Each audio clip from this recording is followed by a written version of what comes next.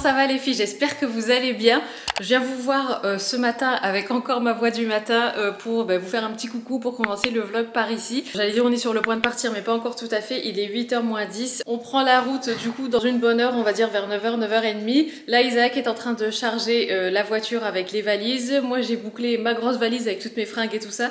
Mais il faut encore que je boucle la petite valise dans laquelle je vais mettre tout ce qui est chaussures, chargeur, trousse de toilette. Enfin il y a une trousse de toilette dans la grande valise.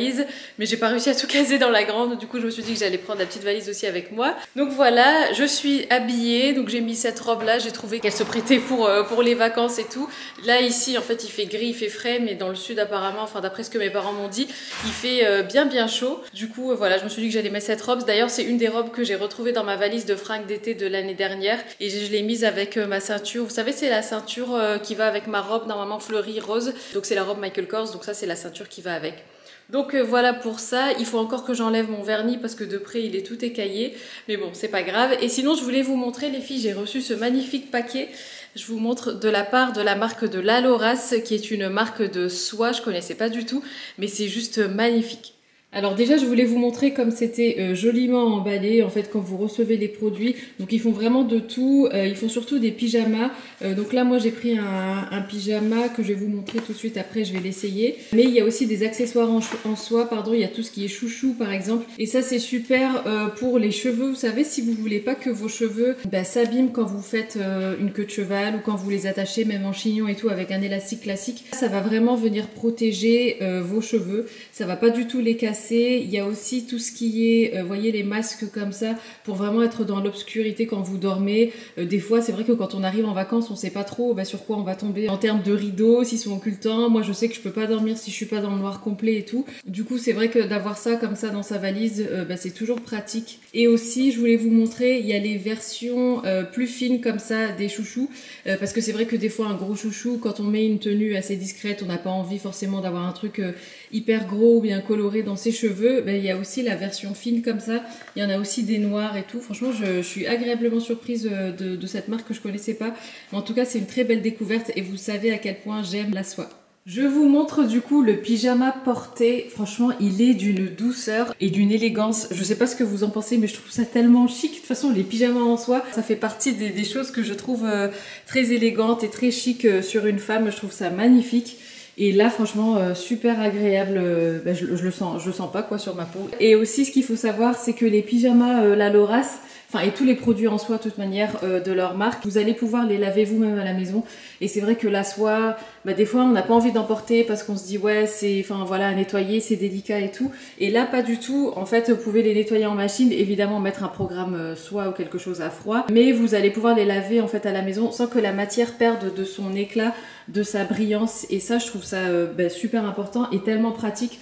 Parce que des fois, ouais, comme je vous disais, la soie c'est pas toujours évident. Moi je me souviens de ma maman qui avait des foulards en soie et elle avait peur de les tacher et tout. Et là pour le coup, c'est pas du tout le cas. Enfin vous pouvez vraiment les entretenir à la maison, donc je trouve ça super. Et autre point important aussi par rapport à Laloras, c'est que vous avez 180 jours pour renvoyer vos articles si jamais vous voulez échanger ou les retourner, tout ça. Ça aussi je trouve ça top parce que ça change des délais plus courts qu'on a habituellement pour renvoyer les choses. Et aussi sachez qu'en termes de prix, pour de la soie c'est vachement abordable parce que les prix commencent pour les pyjamas longs comme ça, enfin avec un pantalon, ça commence à 95 $. Je vous mettrai l'équivalent à l'écran en euros.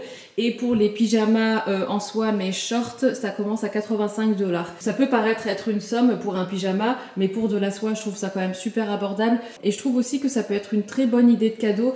Des fois, voilà, même si on n'a pas envie, nous, d'avoir un pyjama en soie, parce que voilà, peut-être que c'est pas forcément le délire de tout le monde. Moi, je sais que si j'offrais ça à ma maman, elle serait super contente parce qu'elle adore la soie. Mais voilà, je trouve que c'est un truc à garder dans un petit coin de sa tête parce que c'est le genre de pièce comme ça, de qualité, qui fait toujours plaisir.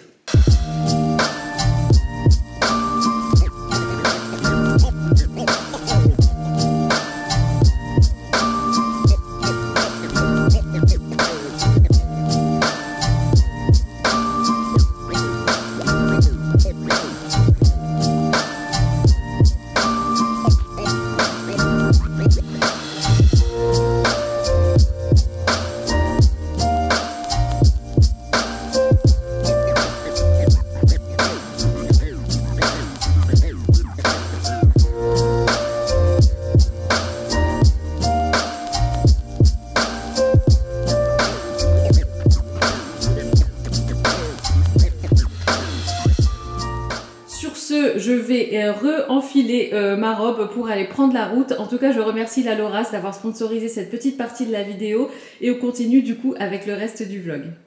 On est un petit peu bancal les filles, je vous ai posé sur le tableau de bord, mais ça y est, on est dans la voiture, enfin je suis dans la voiture. Isaac est en train de baisser les volets et tout ça, puis on va prendre la route. Alors d'abord on doit aller à la poste parce que je dois déposer, vous savez mes urines là que je vous avais dit pour mon ioduri. Finalement j'ai pas eu le temps de le faire avant, donc j'ai fait pipi dans le pot ce matin, et là j'ai rempli le formulaire et tout ça, et donc je vais vite envoyer ça aujourd'hui. Comme je vous l'avais dit la dernière fois, en fait on peut envoyer les prélèvements que du lundi au jeudi. Aujourd'hui c'est lundi, donc voilà, ça devrait le faire. Donc on va déposer ça à la poste et puis ensuite on prend la route. Isaac est en train de fermer la porte. Et c'est dans ces cas-là que tu te dis bon, j'espère qu'on n'a rien oublié. À mon avis non, parce qu'on a pris quand même pas mal de choses. Mais voilà, ce que j'ai fait aussi c'est que j'ai enlevé mon vernis parce qu'il commençait à s'écailler et tout, et puis commençait à entretenir du vernis dans pendant les vacances. Quand c'est pas du semi-permanent et tout, ça s'écaille assez facilement. Du coup j'ai tout enlevé, puis comme ça, comme je vous l'ai dit la dernière fois, ça fera une bonne pause pour mes ongles. Donc là on est parti.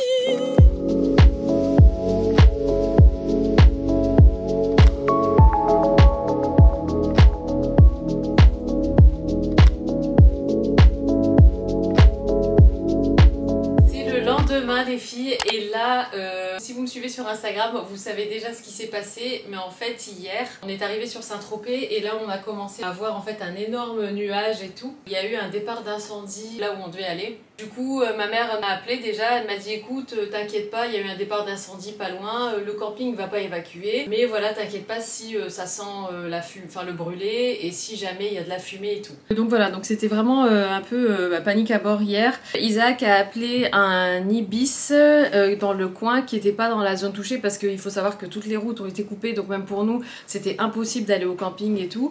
Et en fait ce qui s'est passé c'est que la dame du camping au départ elle a appelé Isaac en lui disant qu'il lui restait qu'une seule chambre, donc c'était pas possible parce que nous on cherchait 2 chambres étant donné qu'on est 6. Et après elle a rappelé, elle a dit bah écoutez je vais me débrouiller, je vais vous trouver une 2e chambre. Et donc franchement cette dame elle a été mais tellement adorable, elle s'est vraiment démenée pour nous. Elle nous a trouvé les 2 chambres, et quand on est arrivé ici à l'hôtel, donc qui était à peu près 1 heure de Saint-Tropez, on la voyait, elle prenait que les appels en refusant les gens, en disant non désolé on est complet. Et donc quand on est arrivé, elle commençait à renvoyer les gens vers Nice parce qu'il n'y avait rien de disponible plus proche quoi. Donc c'était vraiment ouais, c'était flippant. Même Ayane il avait peur et tout, donc on l'a rassuré évidemment. Donc voilà, donc tout ça pour dire que à ce stade de l'aventure on sait pas trop ce qui nous attend. On pense qu'on va devoir rentrer à la maison tout simplement parce que il n'y a plus rien sur place, tout est complet, le camping n'est pas accessible, le feu n'est pas encore tout à fait maîtrisé par les pompiers, il y a 900 pompiers je crois maintenant qui sont dessus, il y a du vent donc ça aide pas les choses, et donc là la région a été mise sous alerte canicule on va dire. Du coup voilà, donc on a regardé sur Booking, on a regardé sur Airbnb, il n'y a vraiment plus rien de dispo.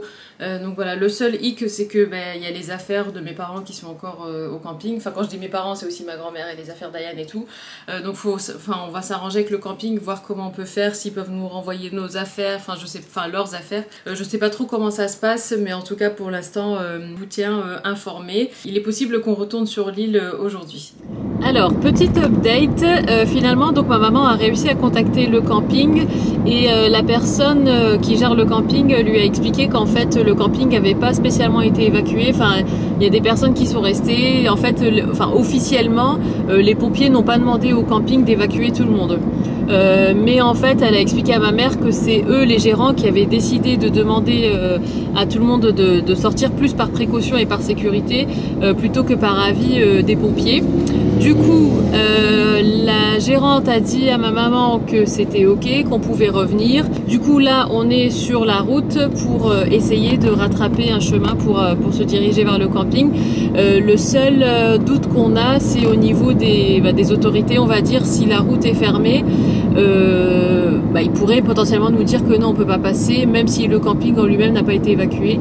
Donc voilà, on va tenter, on y va, et puis sinon sinon je sais pas trop, on verra ce qu'on fait, mais en tout cas pour l'instant on se dit qu'on le fait une chose à la fois. Donc on va déjà essayer de regagner le camping, et puis si on y arrive tant mieux, sinon on avisera. Donc On est resté en fait toute la journée sur une terrasse d'un café et on a fait vraiment le tour de tout. Enfin, on a appelé tous les hôtels, on a regardé Airbnb, on a regardé Booking.com, on a regardé Le Bon Coin. Il n'y a vraiment plus rien de dispo. On est venu à la conclusion qu'on allait devoir passer la nuit dans la voiture et on s'est dit il n'y aura rien de plus sécurisé que de passer la nuit dans la voiture sur le parking du gymnase qui est aménagé en fait pour justement pour les personnes qui sont dans notre situation. Hier apparemment il y en avait 250. Là aujourd'hui je sais pas, on n'est pas beaucoup encore, mais la dame qui gère nous a dit qu'en fait c'était surtout le soir que les personnes arrivaient une fois qu'il faisait nuit, parce que là les gens vont aller manger au resto, ce genre de choses. Donc franchement c'est bien organisé par contre, parce qu'il y a des douches, enfin c'est un gymnase en fait qui a été aménagé pour ça. Donc, comme je vous disais, il y a des douches, il y a des espèces de petits matelas, en fait c'est des morceaux de tatami quoi, qui sont à disposition si les gens veulent dormir à l'intérieur. Voilà où on en est. Du coup là on est allé voir un petit peu à l'intérieur. Ouh, il y a une guêpe sur ma main. Attends. Donc voilà, donc là il y a ma grand-mère qui est dans la voiture de mes parents avec ma mère. Ayane lui va rester avec nous dans la voiture, mais à l'intérieur il y a des sandwichs, il y a des boissons, enfin il y a du café et tout. Enfin en tout cas c'est bien aménagé. On est bien content que ces personnes soient là. Ce qui est marrant, c'est qu'il y avait 2 journalistes de France 3 qui étaient là. Du coup ils nous ont interviewés. Et franchement les journalistes ils sont un peu, ils sont malins, parce qu'en fait ils viennent vers toi avec le micro et la caméra et la personne te pose une question. Comme si de rien n'était. Comme si de rien n'était, comme s'il n'y avait pas de caméra devant ta tronche, et du coup tu dis mince, qu'est-ce qui se passe. En fait c'est tellement fait de façon naturelle que tu n'as pas le temps de dire non mais j'ai pas envie d'être filmé ou quoi, enfin bref. Mais bon, ils étaient sympas, donc on a discuté, donc apparemment ça va passer sur France 3. Mais du coup après on a échangé avec les journalistes en off. C'était intéressant d'avoir leur ressenti aussi sur la situation et tout. Ils avaient quand même un petit peu plus d'infos. C'est impressionnant, mais en même temps il y a un sentiment de solidarité, on va dire, pour les personnes qui sont toutes dans la même galère que nous. Enfin voilà, tu vois les gens, ils sont tous désolés, on est tous ensemble, on s'est pas retrouvés coincés dans l'incendie, enfin ce genre de choses. Et d'ailleurs chapeau bas aux pompiers. Déjà de loin j'ai toujours été admirative de ce métier, mais là d'avoir vu le feu de près entre guillemets, je l'ai pas vu de si près que ça, mais c'est tellement impressionnant même de loin, je me dis franchement chapeau à eux. Donc voilà pour les updates. Là je vais aller voir un petit peu ce que va faire ma maman. Il y a ma grand-mère qui va, je pense, aller au gymnase, peut-être prendre une douche, je sais pas. C'est littéralement camping, nous qui allons, qui allions au camping. Du coup là on se retrouve vraiment dans une ambiance de camping, mais bon ça reste convivial et on sent que les gens se soutiennent les uns les autres quoi, puis on discute et tout machin. Ok, update. On a passé une nuit, déjà on a dormi dans la voiture, donc là on s'est dit que c'était la dernière nuit qu'on passerait comme ça. Soit on arrive à accéder au camping aujourd'hui, soit on rentre, parce que là c'est juste plus possible, on n'est pas lavé, plus la fatigue qui s'accumule aussi, parce que la nuit d'avant on n'a pas très bien dormi non plus. Donc voilà, donc là moi je suis dans la voiture, je me repose un peu parce que j'ai pas réussi à dormir cette nuit. Mes parents, Ayane et Isaac sont à une boulangerie juste là à côté. Ah oui, on a tenté aussi de repasser par la route vers le camping et la route est encore barrée. La personne nous a dit que normalement ça devrait s'ouvrir aujourd'hui, qu'il fallait appeler la mairie de Grimaud là un peu plus tard dans la journée, parce qu'apparemment c'est la mairie qui aura les infos en premier. Voilà, il me dit comme ça vous évite de vous déplacer, de venir ici, vérifier si la route est ouverte ou pas.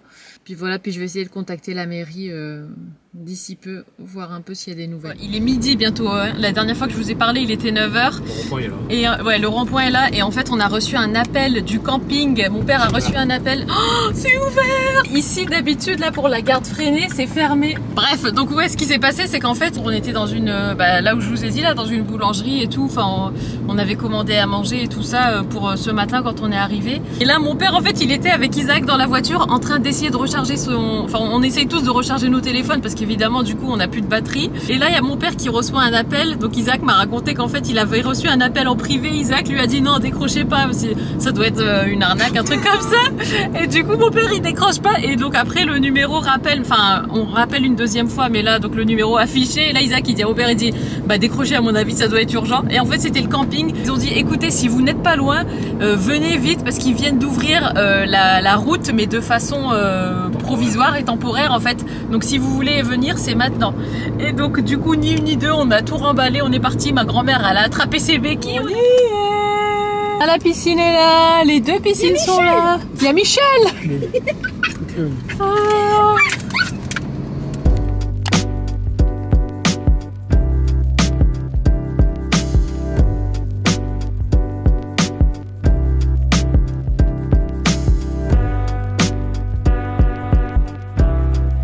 Et voilà les filles, les vacances peuvent enfin commencer aujourd'hui. Alors aujourd'hui normalement c'est le dernier jour où c'est un petit peu, on doit rester un peu sur nos gardes. En tout cas c'est le premier jour où on a pu vraiment aller à la piscine, profiter, tout ça tout ça.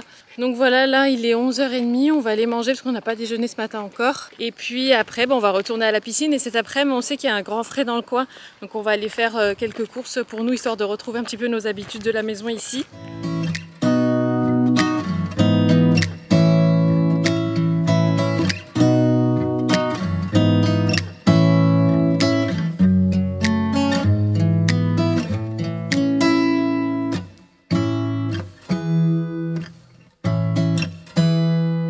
Et voilà les filles pour la première partie de nos vacances. Franchement, tout est bien qui finit bien comme on dit. Donc voilà, là on profite bien de nos vacances. Ça reste quand même encore un petit peu incertain, enfin surtout hier et encore un peu aujourd'hui.